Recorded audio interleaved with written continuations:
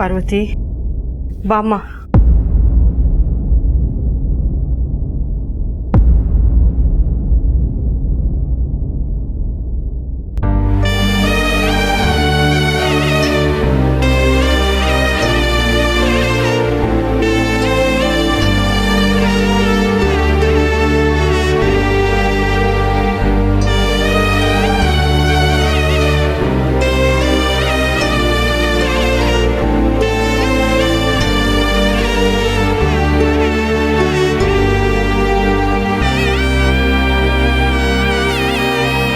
ಪ್ರಕಾಶ ಲಕ್ಷಣವಾಗಿದ್ದಾಳೆ, ಗುಣವಂತೆ ಅನಿಸುತ್ತೆ.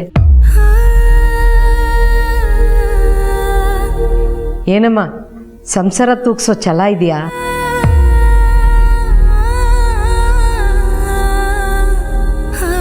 ಅಯ್ಯೋ, ತಾಯಿ ಇಲ್ಲದ ಮಗಳು ಈ ಮನೆಗೆ ಅವಳೇ ತಾಯಿಯಾಗಿದ್ದಾಳೆ. ನೀವು ಹೇಗೆ ಹೇಳ್ತೀರೋ ಹಾಗಿರ್ತಾಳೆ. ಪ್ರಕಾಶ ಹುಡುಗಿ ಓಕೆನಾ?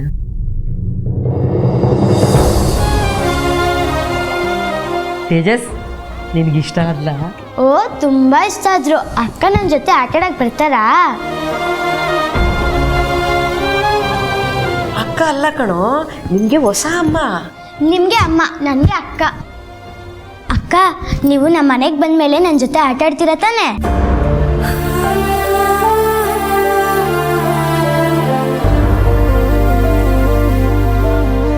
ನಿಮ್ಮ ಬಾಪ ಇಲ್ಲಿ ಕೂತ್ಕೋ, ಮಕ್ಕಳು ಏನು ಗೊತ್ತಾಗಲ್ಲ. ನೋಡಿ, ನಿಮ್ಮ ಮಗಳು ನಮ್ಗೆ ಒಪ್ಪಿಗೆ ಆಗಿದೆ. ನಿನಗೆ ನಮ್ಮನೆ ಸೊಸೆಯಾಗಿ ಬರೋದಕ್ಕೆ ಇಷ್ಟ ಇದೆಯಮ್ಮ?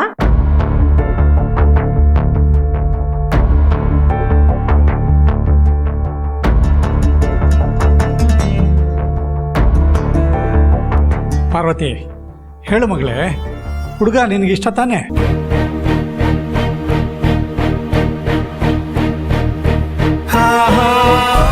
ಆ ದೇವ್ರಿಚ್ಛೆ ಹೇಗಿದೆಯೋ ಹಾಗೆ. ಇನ್ನೇನು, ಹುಡುಗ ಹುಡುಗಿ ಇಬ್ಬರು ಒಪ್ಪಿದ್ದಾಯ್ತು. ಮುಂದೆ ಏನಾದರೂ ಕೇಳ್ಬೋದು ನೀವು. ಚಿನ್ನಂತ ಹುಡುಗಿನೇ ದಾರಿ ಏರ್ಕೊಡೋದಕ್ಕೆ ತಯಾರಾಗಿದೆ. ಈಗ ನಾವೇನಿದೆ ಕೇಳೋದು? ಅದು ನಿಜ. ನೀವೇನಾದರೂ ಕೇಳೋದಿದ್ರೆ ಕೇಳಿ. ಅಯ್ಯೋ ಏನಿಲ್ಲ, ನಿಮ್ಮಿಂದ ಒಂದೇ ಒಂದು ಕೋರಿಕೆ. ಹೇಳಿ. ಮದುವೆನ ಆದಷ್ಟು ಬೇಗ ಇಟ್ಕೊಳ್ಳೋಣ.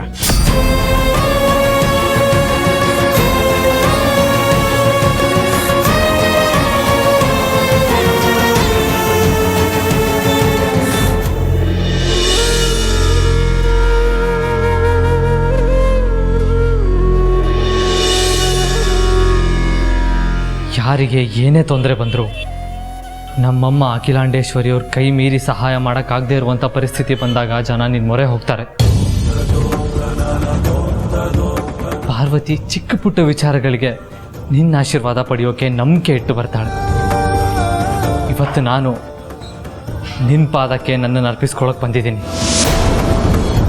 ಈಗ ಎದುರಾಗಿರೋ ಸಮಸ್ಯೆಗೆ ಪರಿಹಾರನ ನೀನೇ ಕೊಡಬೇಕು.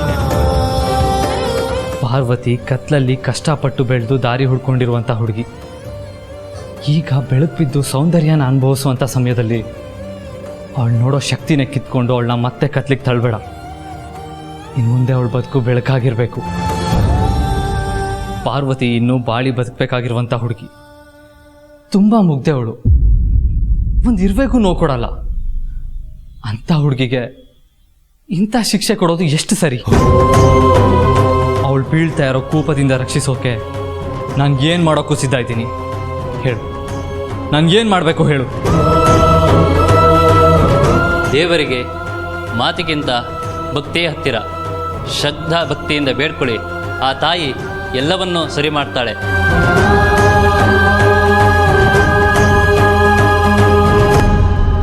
ಸಾಧ್ಯವಾದರೆ ನಾಳೆನೇ ಮಾಡಿ ಮುಗಿಸ್ಬಿಡೋಣ. ಎಲ್ಲ ಒಪ್ಪಿಗೆ ಆದಮೇಲೆ ತಡ ಮಾಡೋದು ಸರಿ ಇಲ್ಲ ಅಂತ.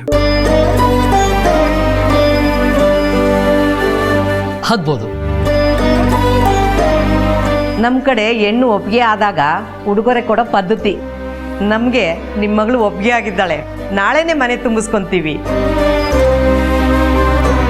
ನಮ್ಮ ಕಡೆಯಿಂದ ಒಂದು ಸಣ್ಣ ಉಡುಗೊರೆ. ಅಯ್ಯೋ ಇದೆಲ್ಲ ಯಾಕೆ? ರಾಣಿ ಥರ ಬಾಳ್ಲಿ, ನಮ್ಮನೆ ನಂದಾದೀಪ ಆಗಿ ಬೆಳಗ್ಬೇಕು ಅನ್ನೋದೇ ನನ್ನ ಆಸೆ. ಹೆಣ್ಣಿಗೆ ತುಂಬ ಹತ್ತಿರದ ಗೆಳತನ ಇರೋದೆ ಈ ಆಭರಣದ ಮೇಲೆ. ಅದಕ್ಕೆ ನಮ್ಮ ಸಂಬಂಧ ಬೆಳೆಸೋದು ಈ ಆಭರಣದಿಂದಾನೇ ಆಗಲಿ. ಇದನ್ನ ನಮ್ಮ ಮೊದಲನೇ ಸೊಸೆಗೆ ಅಂತ ಮಾಡಿಸಿದ್ದು. ಪಾಪ ಅವಳಿಗೆ ಹಾಕೊಳ್ಳೋಕೆ ಯೋಗ ಇರಲಿಲ್ಲ ಅಂತ ಕಾಣಿಸುತ್ತೆ, ತೀರೋದು. ಇದು ನಿನ್ನ ಕುತ್ತಿಗೆಗೆ ಹೇಳಿ ಮಾಡಿಸ್ದಾಗಿದೆ.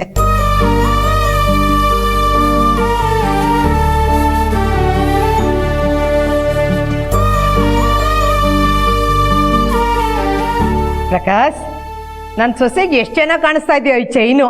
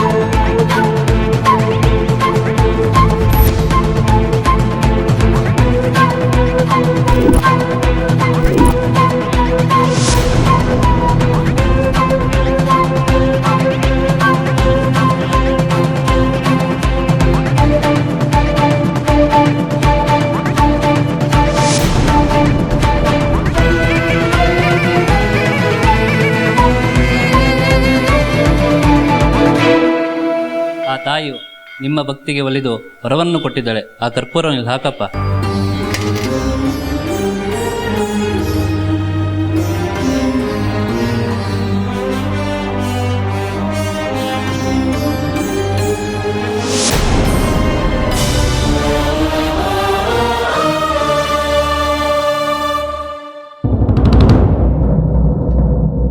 ಏನ್ರಿ ಏನ್ರಿ ಇದು?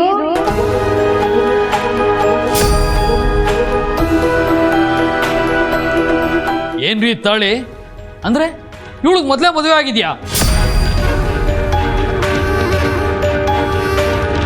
ದೇವ್ರೇ, ಈ ನೆಪದಲ್ಲಾದರೂ ಈ ಮದುವೆ ನಿಲ್ಲೋ ಹಾಗಾಯ್ತಲ್ಲ, ಅಷ್ಟೇ ಸಾಕಪ್ಪ. ಅಪ್ಪ ಮಗಳು ಸೇರ್ಕೊಂಡು ನಾಟಕ ಆಡ್ತಿದ್ದೀರೇನ್ರಿ? ಈಗಾಗಲೇ ಇವಳು ಕುತ್ಕೆಲ್ ತಾಲಿ ಇದೆ.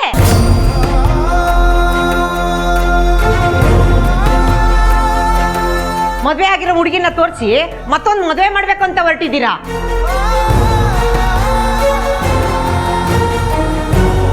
ಮದುವೆ ಮಾಡೋದು ಲೂಟಿ ಮಾಡೋದೇ ನಿಮ್ಮ ವ್ಯವಹಾರನಾ?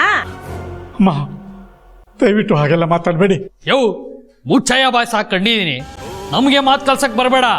ನೋಡಯ್ಯ, ನಾನು ಇರೋದನ್ನ ಇದ್ದಾಗೆ ಹೇಳಿದ್ದೀನಿ. ಮದುವೆ ಆಗಿತ್ತು, ಹೆಂಡತಿ ತೀರೋಗಿದ್ದಾಳೆ, ಅದಕ್ಕೆ ಎರಡನೇ ಮದುವೆ ಆಗಕ್ಕೆ ಬರ್ತಾ ಇದ್ದೀನಿ ಅಂತ ಹೇಳಿ ನಾನು ಇಲ್ಲಿ ಬಂದು ಕೂತಿದ್ದೀನಿ. ಆದ್ರೆ ನಿನ್ನ ಮಗಳು ನೋಡಿದ್ರೆ ಈಗ ಆಲ್ರೆಡಿ ಯಾರ ಕೈಲೋ ತಾಳಿ ಕಟ್ಟಿಸ್ಕೊಂಡು ಮತ್ತೆ ನಾನು ಕಟ್ಟೋ ತಾಳಿಗೆ ಕೊರಳೊಡ್ಡೋದಕ್ಕೆ ರೆಡಿ ಆಗಿದ್ದಾಳೆ. ನಾಚಿಕೆ ಆಗಬೇಕು ನಿನ್ ಜನ್ಮಕ್ಕೆ.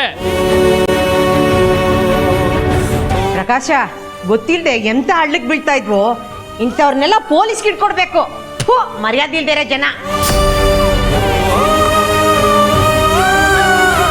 ಇಂಥವ್ರಿಗೆಲ್ಲ ಬೈದೇನು ಪ್ರಯೋಜನ ಇಲ್ಲ. ನಡಿ ಹೊಡೋಣ. ನಡಿಯ.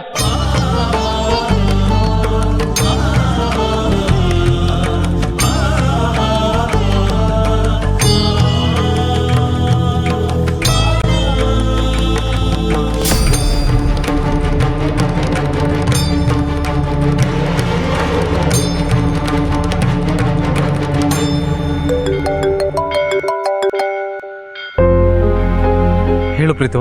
ಬ್ರೋ ಬ್ರೋ ಏನ್ ವಿಷಯ ಪ್ರೀತು? Good news bro. ಏನ್ ವಿಷಯ? ಬ್ರೇಕಿಂಗ್ ನ್ಯೂಸ್ ಕೂಡ. ಪಾರ್ವತಿನ ಮದುವೆ ಆಗ್ಬೇಕಾಗಿರೋ ಗಂಡು ವಾಪಸ್ ಹೋಗ್ಬಿಟ್ಟ. ಮದುವೆ ಕ್ಯಾನ್ಸಲ್.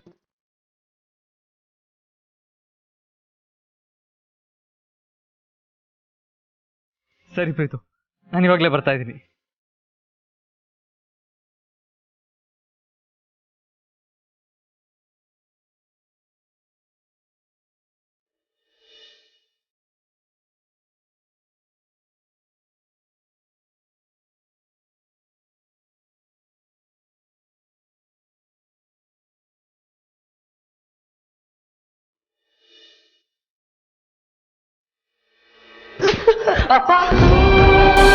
ನಿನ್ನ ಇಲ್ಲೇ ಹೂತ್ ಹಾಕ್ಬಿಡ್ಬೇಕು ಕಣೆ.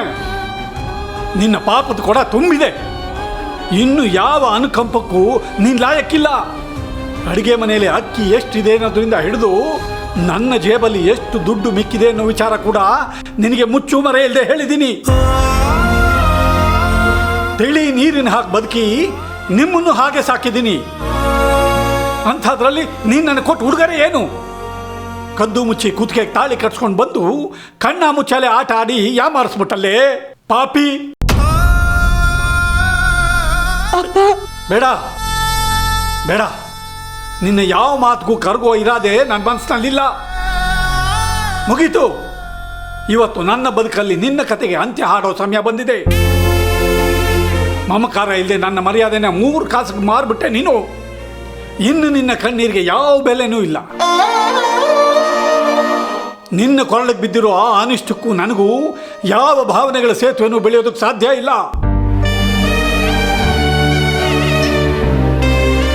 ಅಪ್ಪ, ನಿನ್ನ ಮನಸ್ಥಿತಿ ಸರಿ ಇಲ್ಲ ಅಂತ ನಂಗೆ ಗೊತ್ತು.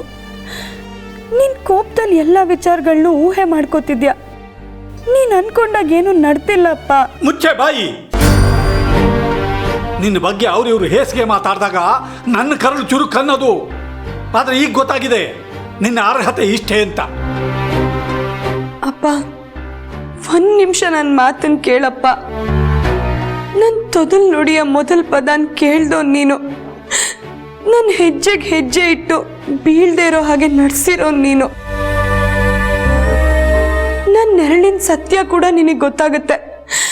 ಅಂಥದ್ರಲ್ಲಿ ನೀನು ನನ್ನ ನಂಬೋದಿಲ್ವಾ? ಆದರೆ ಆ ನನ್ನ ಮಗಳು ಪಾರ್ವತಿ ಈಗಿಲ್ವಲ್ಲ. ನೀನು ನನ್ನ ಮೊದಲಿನ ಪಾರ್ವತಿ ಆಗಿದ್ದಿದ್ರೆ ನಿನ್ನ ಮಾತನ್ನು ನಂಬಿ ಶರಣ ಆಗ್ಬಿಡ್ತಿದ್ದೆ ಕಣೆ. ಆದರೆ ಮದುವೆ ವಿಚಾರದಲ್ಲಿ ಅಖಿಲಮ್ನವ್ರನ್ನೇ ಯಾಮಾರಿಸ್ದೋಳು ನೀನು. ನಿನ್ನ ನಂಬೋದು ಒಂದೇ, ರಾತ್ರಿ ಕಂಡು ಹಾಳು ಬಾವಿಗೆ ಹಗಲು ಹೋಗಿ ಬೀಳೋದು ಒಂದೇ. ಅಲ್ಲಿ ಒಂದು ಮದುವೆನೇ ನಿಂತು ಹೋಗೋ ಹಾಗೆ ಮಾಡಿದೆ. ಇಲ್ಲಿ ಸಂಬಂಧನೇ ಮುರಿದು ನನಗೆ ಅವಮಾನ ಮಾಡಿದೆ. ನಂಬಿಕೆ ಅನ್ನೋ ಪದಕ್ಕೆ ನಿನ್ನ ಬದುಕಲ್ಲಿ ಅರ್ಥನೇ ಕಳ್ಕೊಂಡ್ಬಿಟ್ಟಿದ್ಯಾ ಕಣೆ ಪಾರ್ವತಿ. ನಾನು ಹಾಗೆಲ್ಲ ಮಾಡ್ತೀನೇನಪ್ಪ. ದಯವಿಟ್ಟು ನನಗೆ ಮಾತಾಡೋದಕ್ಕೆ ಒಂದು ಅವಕಾಶ ಮಾಡಿಕೊಡು. ಆಯ್ತು, ಮಗಳು. ಯಾರು ನಿನ್ನ ಕುತ್ತಿಗೆಗೆ ಈ ತಾಳಿನ ಬಿಗಿದವರು?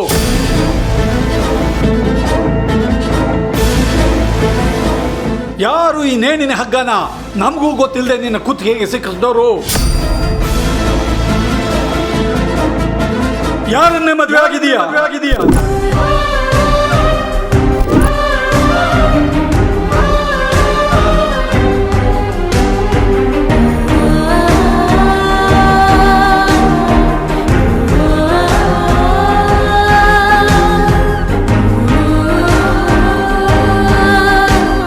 ಈ ತಾಳಿನ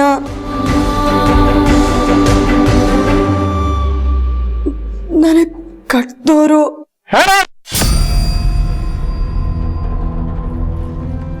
ದೊಡ್ಡಜ್ಮಾನ್ರು.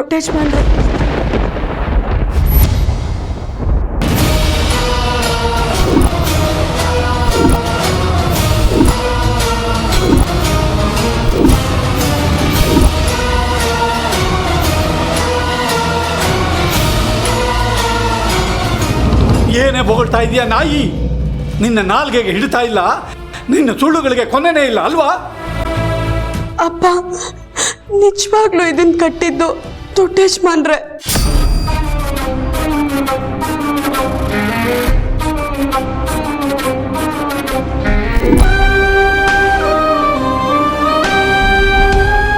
ಆದ್ರೆ ಅದ್ ನಿಜವಾದ ಮದ್ವೆ ಅಲ್ಲಪ್ಪ. ಆ ಮದ್ವೆಗೆ ಯಾವ ಅರ್ಥನೂ ಇಲ್ಲ. ಅಂದ್ರೆ ಏನೇ ನಿನ್ನ ಮಾತಿನ ಅರ್ಥ? ಅದು ಅವತ್ತು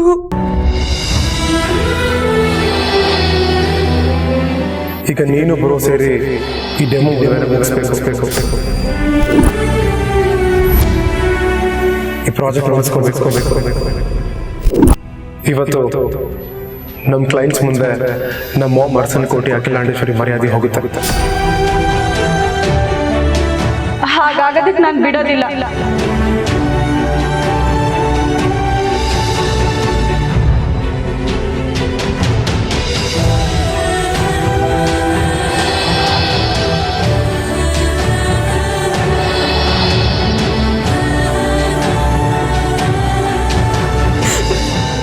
ಈ ವಿಷಯ ದಾಮಿನಿ ಮೇಡಮ್ಗೂ ಗೊತ್ತಿದೆ. ಅಖಿಲಮ್ಮವ್ರಿಗೆ ಹೇಳ್ತೀನಿ ಅಂತ ಹೆದರ್ಸ್ತಿದಾರಪ್ಪ. ಆಯ್ತು, ಆ ಮದುವೆ ಸುಳ್ಳು, ಅದಕ್ಕೆ ಯಾವ ಅರ್ಥನೂ ಇಲ್ಲ ಅಂತ ಆದಮೇಲೆ ಇನ್ನೂ ನಿನ್ನ ಕೊರಳಲ್ಲಿ ಉಳಿದಿರೋ ಈ ಮಂಗಳಸೂತ್ರಕ್ಕೆ ಏನೇ ಅರ್ಥ ಇದೆ? ಯಾಕಿನ್ನೂ ಇದನ್ನು ನಿನ್ನ ಕೊರಳಲ್ಲೇ ಉಳಿಸ್ಕೊಂಡು ಜೋಪಾನ ಮಾಡ್ಕೊಂಡಿದೀಯಾ? ಇದು ದೊಡ್ಡಯಜಮಾನ್ರನ್ನ ಕಾಯೋ ರಕ್ಷೆ. ದೊಡ್ಡಯಜಮಾನ್ರಿಗೆ ಏನು ಗೌರವ ಮರ್ಯಾದೆ ಕೊಡಬೇಕು ಅದನ್ನೆಲ್ಲ ಇದಕ್ಕೆ ಕೊಟ್ಟು ಕಾಪಾಡ್ಕೊಂಡ್ ಬಂದಿದ್ದೀನಪ್ಪ. ನೋಡು, ನಿನ್ನ ಮಾತಿನ ಅರ್ಥ, ಒಳ ಅರ್ಥಗಳು ಈ ನನ್ನ ಬುದ್ಧಿಹೀನ ಮೆದುಳಿಗೆ ಹೋಗೋದು ಬೇಡ. ನೋಡು ಪಾರು, ನೀನು ತಪ್ಪು ಮಾಡಿದೀಯ. ತಾಳಿನ ಕೊರಳಲ್ಲೇ ಉಳಿಸ್ಕೊಂಡು ದೊಡ್ಡ ತಪ್ಪು ಮಾಡಿದೀಯ.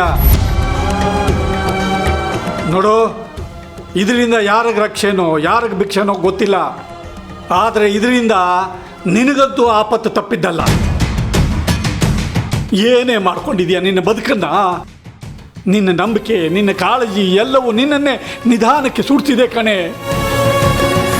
ದೇವರನ್ನ ಗರ್ಭಗುಡಿಲಿಟ್ಟು ಪೂಜೆ ಮಾಡಬೇಕೆ ಹೊರತು ಹೆಗಲ ಮೇಲೆ ಓದ್ಕೊಂಡು ಉತ್ಸವ ಮೂರ್ತಿ ಮಾಡಿದ್ರೆ ಅದಕ್ಕೆ ಬೆಲೆ ಇಲ್ಲ, ತಪ್ಪಾಗತ್ತೆ. ದೇವರು ದೇವಸ್ಥಾನಕ್ಕಷ್ಟೇ ಸೀಮಿತ, ಭಕ್ತಾದಿಗಳು ಭಕ್ತಿಗೆ ಅಷ್ಟೇ ಶಾಶ್ವತ. ನೋಡು, ಮೊದಲು ದೇವಸ್ಥಾನಕ್ಕೆ ಹೋಗು. ಗೊತ್ತಿದ್ದೋ ಗೊತ್ತಿಲ್ಲದೇನೋ ನಿನ್ನ ಕೊರಳಿಗೆ ಬಿದ್ದಿರೋ ಈ ಹೊರೆನ ದೇವರಿಗೆ ಅರ್ಪಿಸ್ಬಿಡು. ಜೊತೆಗೆ ನಿನ್ನ ಮನಸ್ಸಿನಲ್ಲಿ ಯಾವುದೇ ಭಾವನೆಗಳು ಬೆಳೆದಿದ್ರು ಅದನ್ನು ಬುಡ ಸಮೇತ ಕಿತ್ತು ಆ ದೇವರಿಗೆ ಅರ್ಪಿಸ್ಬಿಟ್ ಬಾ. ನಾವು ಬಡವರು, ಕನಸು ಕಾಣೋದಕ್ಕೂ ಕಣಿ ಕೇಳೋ ಜನ. ಇಲ್ಲಿ ನಿನ್ನ ಕನಸಿಗೆ ಯಾವ ಬೆಲೆನೂ ಇಲ್ಲ. ಇದು ನಾನು ನಿನಗೆ ಕೊಡ್ತಿರೋ ಸಲಹೆ ಅಂತ ಸುಮ್ಮನಿರಬೇಡ. ಇದು ನಾನು ನಿನಗೆ ಕೊಡ್ತಿರೋ ಕೊನೆ ಎಚ್ಚರಿಕೆ. ಇದನ್ನು ಮೀರಿದ್ರೆ ಇಲ್ಲಿ ನೀನಿರ್ತೀಯಾ ಇಲ್ಲ ನಾನಿರ್ತೀನಿ.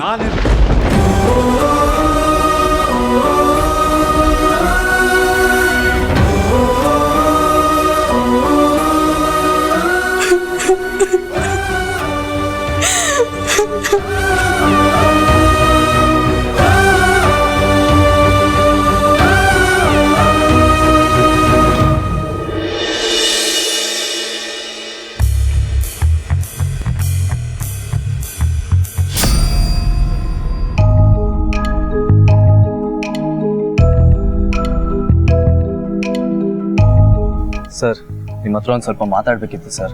ಹರೀಶ್, ನನಗೆ ನಿಮ್ಮ ಹತ್ರ ಮಾತಾಡೋದಕ್ಕೆ ಇಷ್ಟ ಇಲ್ಲ, ಜಾಗ ಬಿಡಿ. ಸರ್, ನನಗೆ ಗೊತ್ತು ನನ್ನ ಮೇಲೆ ನಿಮಗೆ ಕೋಪ ಇದೆ ಅಂತ. ಪ್ಲೀಸ್ ನನ್ನ ಮಾತು ನಿಮಿಷ ಕೇಳಿ ಸರ್. ಹರೀಶ್, ರೋಡಲ್ಲಿ ಸೀನ್ ಕ್ರಿಯೇಟ್ ಮಾಡಬೇಡಿ ಪ್ಲೀಸ್, ಹೊರಡಿ. ಸರ್, ಜನ ಏನು ಅನ್ಕೊಂತಾರೆ ಅನ್ನೋದು ನನಗೆ ಮುಖ್ಯ ಅಲ್ಲ, ನೀವೇನು ಅನ್ಕೊಂತೀರಾ ಅನ್ನೋದೇ ಮುಖ್ಯ ಸರ್. Sir please sir. ನೀವು ಹೀಗೆ ತೊಂದರೆ ಕೊಡ್ತಾ ಇದ್ರೆ ನಾನು ಏನು ಅನ್ಕೋತೀನಿ ಅನ್ನೋದನ್ನ ಪೊಲೀಸರ ಮುಖಾಂತರ ಹೇಳಬೇಕಾಗುತ್ತೆ. ಮುಖ ನೋಡೋದಕ್ಕೂ ಅಸಹ್ಯ ಆಗುತ್ತೆ. ಸರ್, ನನ್ನಿಂದ ತಪ್ಪಾಗಿದೆ, ನನ್ನ ಕ್ಷಮಿಸೋಷ್ಟು ದೊಡ್ಡ ಗುಣ ನಿಮಗಿದೆ ಅಂತ ಗೊತ್ತು. ಅದಕ್ಕೆ ಕೈ ಮುಗಿದು ಬೇಡ್ಕೊಳಕ್ಕೆ ಬಂದಿದ್ದೀನಿ ಸರ್. Please sir. ಮನಸ್ಸಾಕ್ಷಿ ಇಲ್ದಿರೋರಿಗೆ ತಪ್ಪು ಸರಿಗಳ ಅರಿವೆಲ್ಲಾಗತ್ತೆ. ಈ ಬೂಟಾಟಿಕೆಗಳೆಲ್ಲ ನನ್ನ ಹತ್ರ ಬೇಡ. ನೀವು ಕ್ಷಮೆಗೆ ಅರ್ಹರೂ ಅಲ್ಲ, ನಾನು ಇನ್ನು ಕ್ಷಮಿಸೋದು ಇಲ್ಲ. ಸರ್, ನೀವು ನನ್ನ ಕ್ಷಮಿಸದೆ ಹೋದ್ರೂ ಪರವಾಗಿಲ್ಲ, ನಾನು ಏನು ಹೇಳ್ತೀನಿ ಅಂತ ಕೇಳಿ ಸರ್. ತುಂಬ important sir, please sir. Important ಇದ್ರೂ ಅಷ್ಟೇ, ಇಲ್ಲದೇ ಇದ್ರೂ ಅಷ್ಟೇ, ನನಗೆ ನಿಮ್ಮ ಜೊತೆ ಮಾತಾಡೋದಕ್ಕೆ ಇಷ್ಟ ಇಲ್ಲ. ನೀವು ದಯವಿಟ್ಟು ಹೊರಡ್ಬೋದು. ಸರ್, ಸರ್ ಪಾರ್ವತಿ ವಿಚಾರ ಸರ್.